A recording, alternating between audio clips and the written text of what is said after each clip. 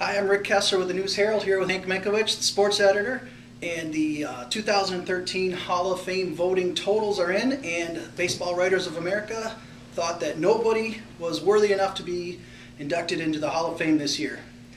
Hank, what are the notables you're pulling out of it? Well, you know, it's an unusual thing. It's been since 1996 that the baseball writers have decided nobody was worthy to go in.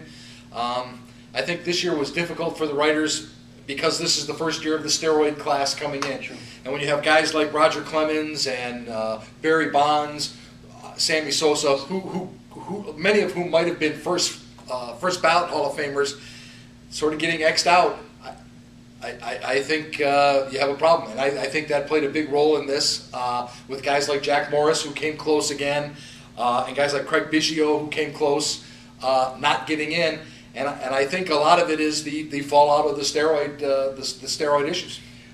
I think it was Roger Clemens was in 8th place with 37 or 38% of the vote, and right behind him in 9th place was Barry Bonds with 37 or so, 36%. And maybe fallout too could be Mike Piazza? Well, it's hard to believe that a guy like Mike Piazza got as few votes as he did. I mean, this is a guy his story is well known. He was a 62nd round draft choice back when the Major League draft used to be 1,000 players deep, and he built himself up and he became, let's face it, maybe the catcher of his generation. Was he not also criticized? The draft choice was criticized because he was Tommy Lasorda's godson. Right, and that's part of the story. I think is that he was seen as a pity pick sort of a guy who made it big, who batted .308 for his major league career and was a 12-time All-Star and hit 427 home runs, and he's not in the Hall of Fame. I do think there is fallout here. Him and Craig Bagwell, Jeff Bagwell, who was Craig Biggio's teammate, hit 449 home runs. And I think for a lot of those guys who have big home run numbers from the steroid era, they're being painted by that broad brush. There's suspicion, and the fact is, if you have big home run numbers and you come from that time, it hurts you. And I think this is clear proof. Well, let's go from the offense to the pitcher's mound, and of course somebody with local renown, and that's Jack Morris. Well, I'm disappointed that Jack Morris didn't make it. I'm sure we're all disappointed Jack Morris didn't make it. He was probably the pitcher of his generation, the pitcher of the 80s. He led the Tigers to that 84 World Series. Then he went on and had a great career with other teams, including the Twins. He was a dominant pitcher. I'm not really sure. Sometimes writers get it in their head that this guy isn't quite the caliber.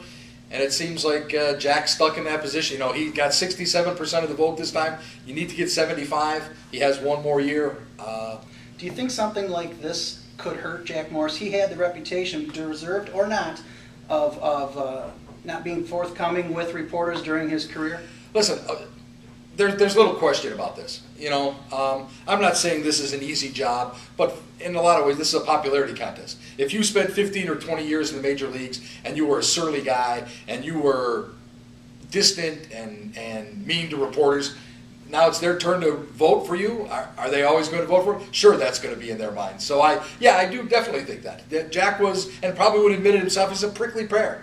He was not a friendly guy. He was not a guy you wanted to go talk to at his locker, win or lose. But you wanted him on the mound when the game was on the line. And that's sort of the point. You wanted him on the mound. A lot of teams anybody would have taken him on the mound for that big game, and that's what he should be judged on. And hopefully he will. We had some, let's say, we all have a soft spot in our heart for the 84 Tigers, and he's one of them. And Alan Trammell is too. Alan Trammell's on the ballot, and he's way down the list at 33%, and probably has no shot. But these were great players on great teams. And it's a homer thing, but they should get a little more respect. Last question for you. Next year's ballot, first-time candidates includes people like Greg Maddux, Tom Glavine, a few others. Somebody like those two guys who very well could be elected in their first year of eligibility.